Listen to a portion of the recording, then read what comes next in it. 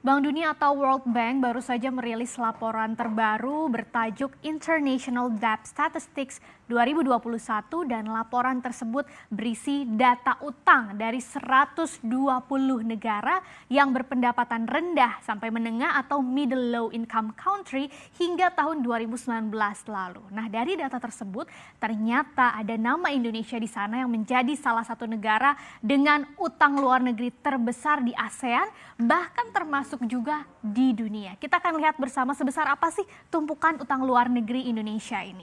Jadi Bank Dunia mencatat total utang luar negeri dari 120 negara middle low income pada 2019 lalu ini mencapai 8 triliun dolar Amerika Serikat atau naik sebesar 5,4% dibandingkan tahun lalu ya. Peningkatan utang ini juga dipengaruhi oleh sejumlah faktor mulai dari perlambatan pertumbuhan ekonomi global sekitar 2,4%, ini yang terendah sejak krisis keuangan 2008, kemudian ada juga hambatan perdagangan, sengketa perdagangan, sampai meningkatnya ketegangan geopolitik sepanjang tahun lalu. Nah, berdasarkan laporan tersebut ternyata China ini menjadi negara dengan berpendapatan rendah menengah begitu yang memiliki utang paling banyak. Ini khusus di kelompok negara dengan pendapatan menengah ke bawah ya. Total utang China tercatat di 2019 mencapai 2,1 triliun dolar Amerika Serikat atau sekitar 31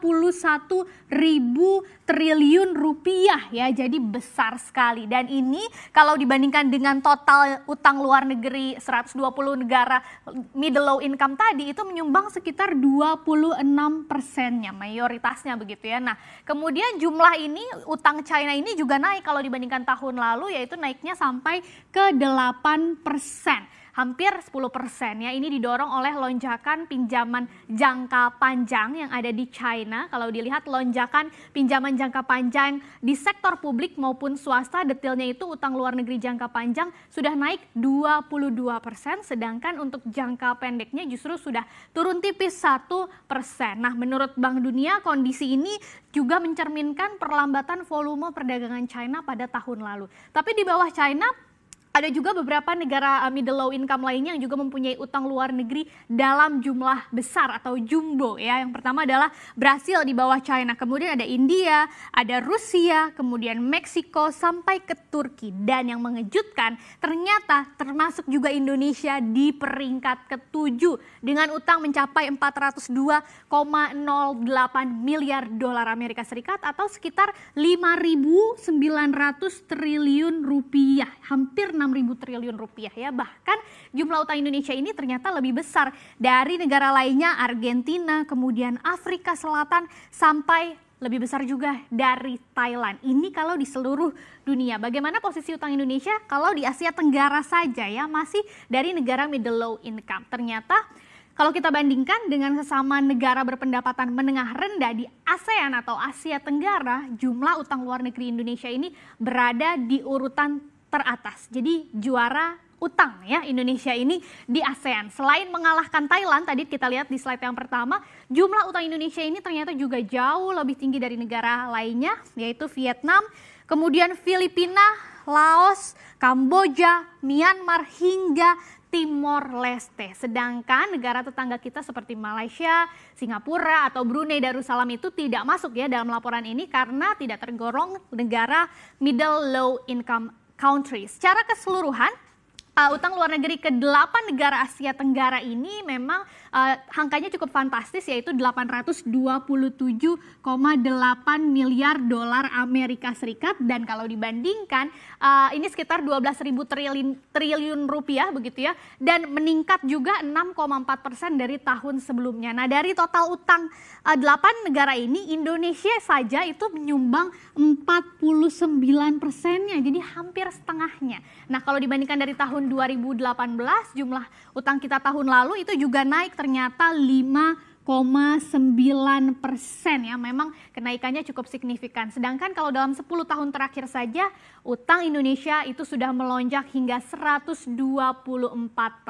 Nah, kalau kita lihat dari sisi debiturnya atau pihak yang mengambil utangnya siapa sih? Sektor publik itu ternyata memiliki porsi utang yang paling banyak begitu ya, termasuk di dalamnya adalah utang pemerintah kita sendiri, pemerintah Indonesia yang mencapai 199 miliar dolar Amerika Serikat atau ini sekitar 2.900 triliunan rupiah. Sedangkan kalau dari sisi krediturnya atau pihak yang memberi pinjaman ke Indonesia, sebagian besar utang Indonesia ini adalah pinjaman dari sektor swasta yang didominasi oleh para pemegang surat utang. Nah, pertanyaan selanjutnya adalah apakah tumpukan utang Indonesia ini masih aman? Nah, untuk menjawabnya kita harus lihat dulu seperti apa struktur dan rasio utang Indonesia ya. Kalau berdasarkan waktu jatuh temponya dulu nih, utang kita itu masih didominasi oleh utang jangka panjang ya sebesar 354,5 miliar dolar Amerika Serikat atau sekitar 88% dari total utang luar negeri. Sedangkan utang jangka pendeknya itu hanya 44,79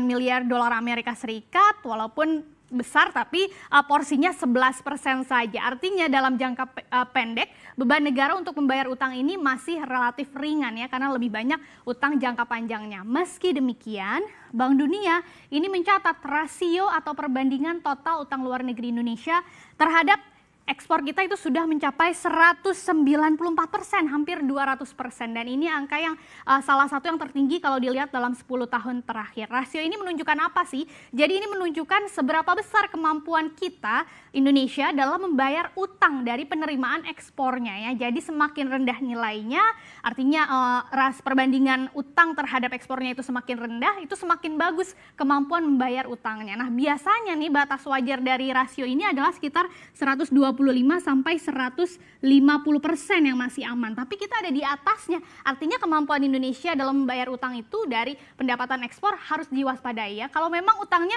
tidak bisa dikurangi karena kebutuhannya juga meningkat, otomatis penerimaan ekspornya itu yang harus ditingkatkan supaya kemampuan membayar utang kita bisa terjaga ya. Nah, kemudian rasio lainnya yaitu perbandingan utang dibandingkan dengan pendapatan nasional bruto atau GNI, Gross National Income, tercatat sebesar 37% ya. Jadi rasio ini memang agak berbeda ya dengan rasio utang terhadap PDB yang biasanya kita gunakan, tapi batas amannya itu tidak jauh berbeda yaitu sekitar 60%. Artinya kita masih jauh di bawah batas aman ini dan sebetulnya tingkat utang Indonesia dikatakan masih relatif aman dari rasio ini ya. Tapi yang perlu jadi perhatian adalah rasio utang Indonesia ini ternyata masih lebih tinggi sekali lagi kalau dibandingkan dengan negara-negara middle low income lainnya, bahkan yang memiliki utang lebih besar dari Indonesia. Misalnya India itu rasionya kalau India hanya 20%. Kemudian ada lagi tadi negara terbesar kedua yaitu Brasil yang menjadi negara dengan utang luar negeri terbanyak setelah China. Ternyata rasio utangnya terhadap PDB itu hanya 32% terhadap GNI-nya ya. Kemudian sudah sebesar apa sih sebetulnya utang luar negeri Indonesia di tahun ini, sepanjang tahun ini karena ada pandemi COVID-19 ya. Jadi Bank Indonesia ini mencatat per Juli 2020 saja data terbarunya total utang luar negeri Indonesia ini sudah mencapai 409,7 miliar dolar Amerika Serikat atau sekitar 6 ribuan triliun rupiah. Dan bisa kita lihat angkanya ini sudah melampaui ya total utang sepanjang tahun 2019 kemarin. Padahal baru sampai Juli. Dan utang ini kalau dirinci lagi itu terdiri dari utang sektor publik yang terdiri dari pemerintah dan Bank Indonesia sebesar 201,8 miliar dolar Amerika Serikat. Kemudian dari sektor swastanya termasuk di dalamnya ada utang BUMN ada 207,9 miliar dolar Amerika Serikat dan dengan demikian rasio utang terhadap PDB kita itu ada di angka 37,4%.